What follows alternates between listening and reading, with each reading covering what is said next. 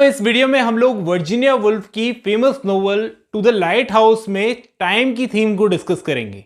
बहुत ही कमाल की वीडियो होने वाली है। मैं आपको बताने जा रहा हूं कि टाइम क्या इंपॉर्टेंट चीज रोल प्ले करता है इस पूरी नोवेल में। चलिए शुरू करते हैं, मिलता है इस वीडियो के एंड में। इस वीडियो में समझने की कोशिश करते हैं कि वर्जीनिया की ये जो नोवेल है टू द लाइट हाउस, इसमें एक्चुअली है क्या और क्यों हमें ये पढ़नी पड़ती है नोवेल, जबकि एक्चुअली इसमें कोई स्टोरी हमें देखने को नहीं मिलती है। एक फैमिली है, पहले तो ये नोवेल 3 पार्ट्स में बटी हुई है। एक फैमिली है जो हॉलीडेज़ पर जाती है, फिर बीच में टाइम गुजर जाता है, फिर एक और बार वो हॉलीडेज़ पर जाती है। बस यही एक नोवेल है। देखो, इस नोवेल में सबसे इम्पॉर्टेंट चीज़ जो है वो है टाइम, समय। हमारे लिए, नॉर्मल लोगों के लिए टाइम सिर्फ एक ऑब्जेक्टिव चीज़ है जो बस गुजर रही है, उसे घड़ी से नापा जा सकता है। लेकिन इस नोवेल को ढंग से पढ़ने वालों के लिए टाइम वो चीज़ नहीं रहती। अगर आप पढ़ लो तो टाइम सिर्फ एक ऑब्जेक्टिव चीज़ नहीं रहती जिसे घड़ी से नापा जा सकता है। इस नोवेल में टाइम को 2 तरीके से दिखाया गया है। पहला तरीका वो जो टाइम जिया गया हो, यानी वो एक सिंगल सेकंड, एक पल भी बहुत इंपॉर्टेंट दिखाया गया इस कहानी में, जब इंसान के दिमाग में कितनी कितनी न जाने कितनी ही बातें चलती है। तो ये टाइम जो इंसान फील करता है इमोशनली, पर्सनली, व्यक्तिगत रूप से, इसे उसका पर्सनल टाइम कहा जाता है। दूसरा टाइम वो होता है जो जियोलॉजिकल टाइम होता है, ब्रह्मांड का समय। नोवेल के दूसरे पार्ट में टाइम पासेस बताया गया है। जब मिसेस रैमसे की डेथ हो गई, टाइम बड़ा तेज़ी से गुजरा, घर खाली हो गया। ये चीज़ ये दिखाती है कि इंसानी ज़िंदगी और उसके विचार पल भर के हैं। यानी ये जो दूसरे वाला टाइम है, ऑब्जेक्टिव टाइम, इसका वजूद अनंत है। हमारी मौत के बाद भी ये टाइम चलता रहेगा। ये वाला समय इंसानों की परवाह नहीं करता। तुम रहो ना रहो, इससे फ़र्क नहीं पड़ता, ये चलता रहेगा। तो 2 टाइप के टाइम समझ में आए होंगे, इस नोवेल में बताए गए हैं। तो हर इंसान के लिए समय अलग अलग तरीके से चलता है। इस तरह से ये नोवेल इसी बात को साबित करती है कि हर इंसान के लिए समय अलग अलग तरीके से कैसे चलता है। देखो, इस नोवेल में 3 पार्ट्स है, जैसे मैंने आपको बताया। द विंडो जो फर्स्ट पार्ट है, बहुत इंपॉर्टेंट पार्ट है। दूसरा टाइम पासेस जो कुछ ही पन्नों का पार्ट है, 10 साल का पीरियड है इसके अंदर। और द लाइट हाउस तीसरा पार्ट है, जब फैमिली वापस जाती है उसी जगह पर जहाँ पर पहले इन्होंने छुट्टियाँ मनाई थी।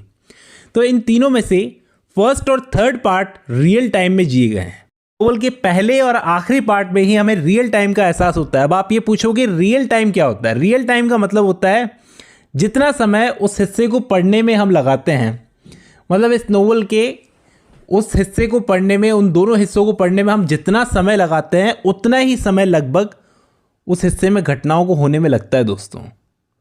एग्जाम्पल के तौर पर, अगर आप द विंडो वाले शुरू के पार्ट को 3 घंटे में पढ़ते हो, तो उस नोवेल के अंदर जो घटनाएं हुई है एक शाम में 3-4 घंटे की होती है दोस्तों।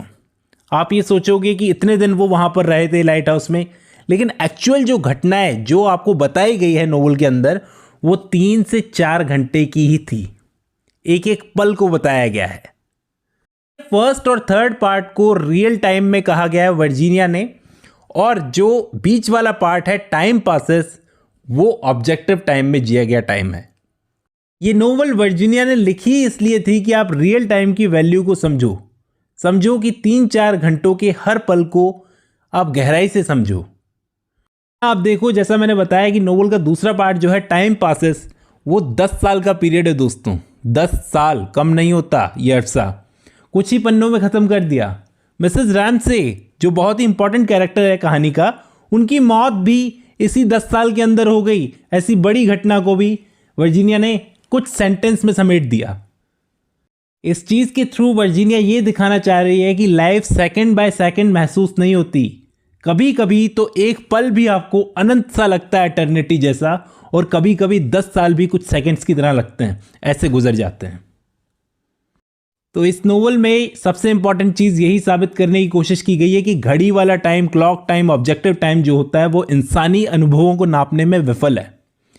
जैसा मैंने आपको बताया, मैं साबित करूंगा, ये नोवेल यही साबित करती है कि इंसान का असल अपना पर्सनल टाइम जो होता है, वो उसकी भावनाओं, उसकी यादों यानी मेमोरीज और कल्पनाओं से बनता है। मिसेस रैमसे खिड़की के पास बैठकर स्वेटर बुन रही थी। वो स्वेटर बुनते वक्त उसके दिमाग में कई सारी बातें चल रही थी कि फ्यूचर में बच्चे हमारे साथ नहीं रहेंगे, हम यहाँ से चले जाएंगे, उसका बेटा सामने बैठ करके लाइट हाउस जाने की जिद कर रहा है, इतनी सारी बातें चल रही थी। वो एक पल उसने जिया, उसकी भावनाएं, उसकी यादें, कल्पनाएं सब एक हो गई थी। वो एक पल उसने अनंत जैसे जिया। ऑब्जेक्टिव टाइम वो था इस नोवेल में जो 10 साल गुजर गए, जो कुछ ही पन्नों में समेट दिए वर्जीनिया ने।